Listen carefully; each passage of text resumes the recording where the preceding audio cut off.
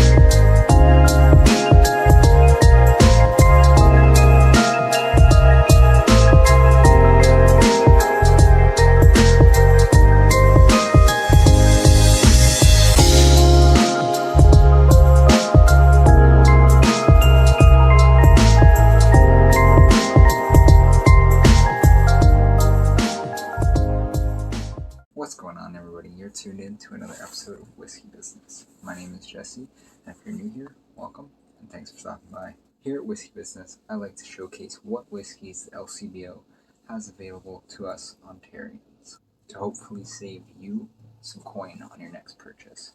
I figured what better way to do that than to double blind some pours that are matched up based on availability, price point, and flavor profile, and provide you with the most honest, non-biased review of each pour. So let's get into today's battle of the bottles. We've got 12 samples here. So we're going to use a random number generator. We got number 4. So 1, 2, 3, 4. Pull those out. We'll get these poured and we'll be right back. Alright, we've got our pours here. Now, in this blind sample pool, there's a mix of Canadian scotches and bourbons currently. It's more bourbon heavy.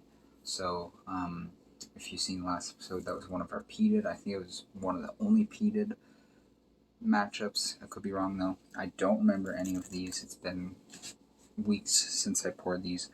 But anyways, let's jump straight into A on the nose. Sweet. It's definitely sweet. Caramel. I would have to say it's American. Some nice banana. Like overripe banana, but in the best way possible. Some light brown sugar, caramel. Nice toasty oak. Not necessarily charred oak, maybe just a lightly toasted oak.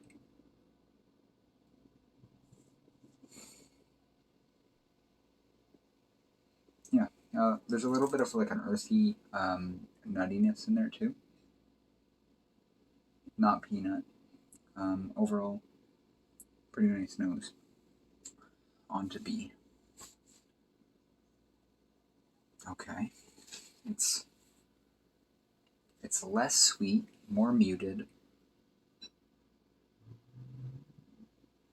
It's leaning more artificial cherry. Actually, some cranberry. Yeah, cranberry. That's an interesting note. Definitely that caramel still. There's some good spicing in this one. Spicing more in the way of like Indian cuisine, I guess. Like you get the allspice, the clove. Not so much cinnamon though. More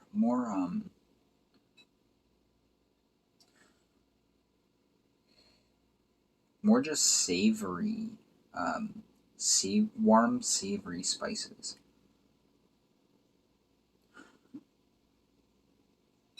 And there's a slight green vegetal note in there.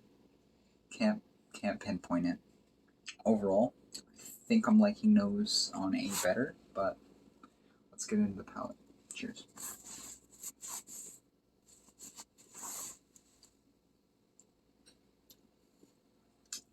Okay.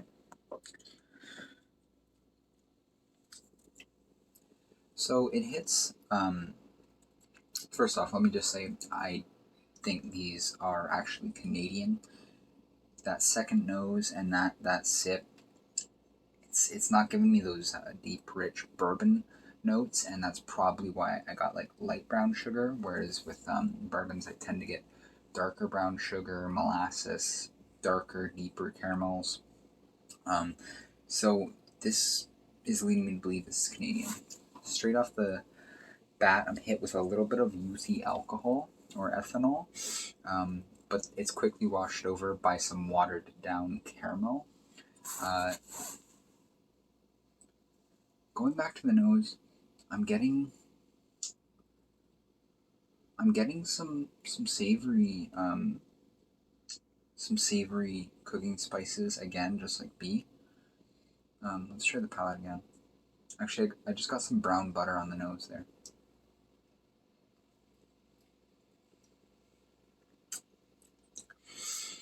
Yeah, so it's youthy. It's got some warm spice in there. I would say nutmeg, allspice, clove, that sort of thing. Minimal cinnamon. That watery caramel. It's a little bit oaky, but it's definitely not bourbon. I get a little bit of heat. This is my first drink of the day, so could be why. But overall, it's not super bad. It's definitely an approachable whiskey. I will say that. Let's go to B on the palate. Oh, and mouthfeel on A. It's thin, but it's a little bit oily. It's like almost like a vinaigrette, like a thin oil, or like a very light extra virgin olive oil. It's very thin on the palate, not very viscous, but it is mouth coating. Now the nose on B, just very warm savory spice. Like, it smells really good though. I do love me some Indian cuisine and stuff like that, and this is really smelling just like those fresh toasted spices that they would be using. Yeah, on the palate. Cheers. Wow. Yeah, so way less youthy, less ethanol punch, just immediately into those warm spices.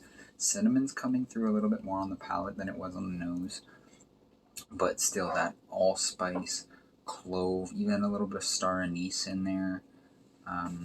It's still got some sweetness though. It's pretty well balanced as far as warm, savory, and sweetness goes. But I do find with a lot of Canadians, they're either overly sweet, or if they're really heavy on the warm spicing, specifically star anise or nutmeg, they tend to go really bitter. This one's pretty well balanced, so I do enjoy that. Let's see the mouthfeel here.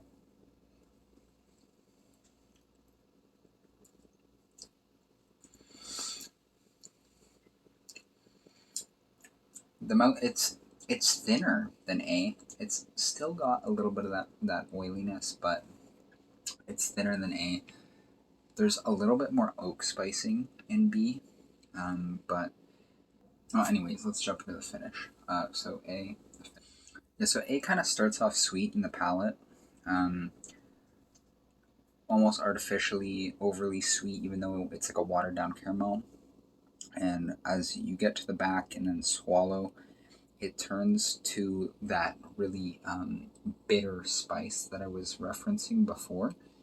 So the finish kind of ends on a bittery, slightly oaky note, a little bit of char in there, and it's, I would say, short to medium at best. You get a little bit of a nice warmth in there, but I think it's mainly the spicing. The spicing is good, but it is bitter. It's not very well balanced.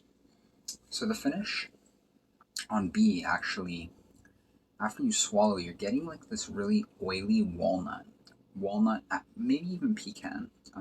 It's like a pecan walnut oil. that has a slightly, I don't know how to put this, maybe like a slightly stale note, but it's quickly flushed out by all the warm spices, just like lingering around. There's less warmth in the chest, but it's definitely warmer on the palate as far as spices go. Lots of different spices, and I would say that there's a little bit of sweetness that carries through. It's not really like a definitive sweetness. Like, I can't say whether it's brown sugar, caramel, or anything, but there is something sweet in there. Overall, they're both pretty good drams. Not much more I can say, but let's go over the ratings. So my rating scale is broken down into 2 sections.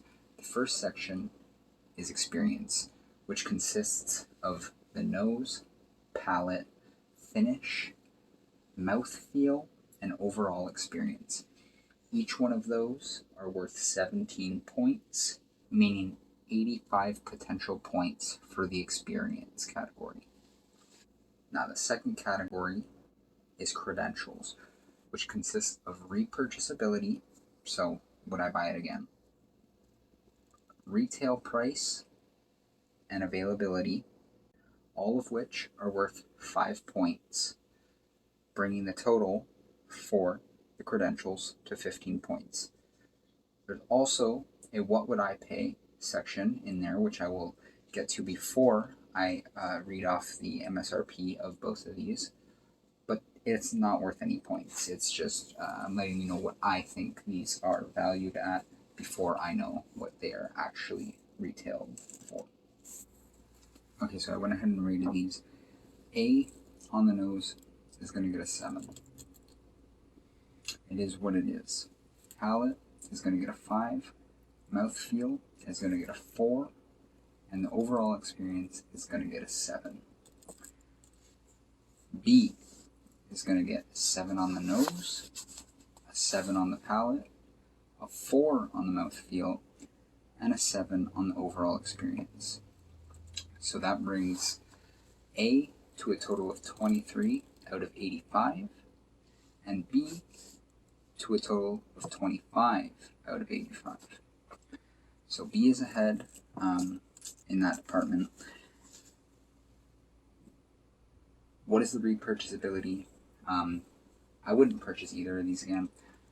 Just not really what I'm looking for. I'm way more into quality sipping, something more viscous, something that's really gonna satisfy if I'm gonna drink. That being said, what would I value these at? I said A, $30 Canadian, and B, $34 Canadian. So now it's time to find out what we were drinking and what the retail price is. So we've got 212. So A retails for $31.45. So $1.45 more than I said I would pay. Not too bad.